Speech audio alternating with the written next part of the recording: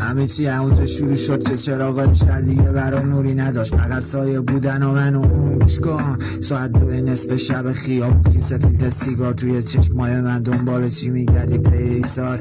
اینجا عشق یعنی تکیه آهن توی قلب سرد، یعنی لرزیدن دستات وقتی میپیچه تو کوچه درد. ما عاشق شدیم ولی نه اونجوری که تو فیلم هاست، عشق ما بوی بنزین و سوختن بیبی ماست.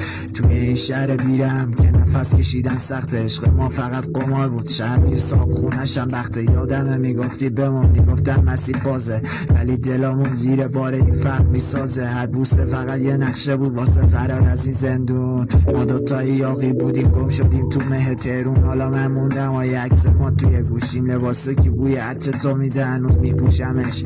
ولی بدون تو این شهر یه قبرستون بزرگه، گرگ میمونه تو شهر حتی اگه دلش قصه داره. گرگ عشق خیابونی یعنی لبه تیغ و دردی، یعنی طلوع نکردن خورشید تا وقتی رسید. ما توی متن واقعیت سوختیم بدون سانسور، عشق ما دفع شد زیر آوار همین ساختمون. خیابون هیچ وقت عاشق نمیشه، فقط آدم ها رو میبله. همین من شب ساخت، نه خواب نه امید روشن. دل من زیر چرخ این شهر لیه شد بی واکنش. تو رفتی و نموندی مثل دود تو ته کوچه، من شدم سایه خودم بس که دنیا پوچه.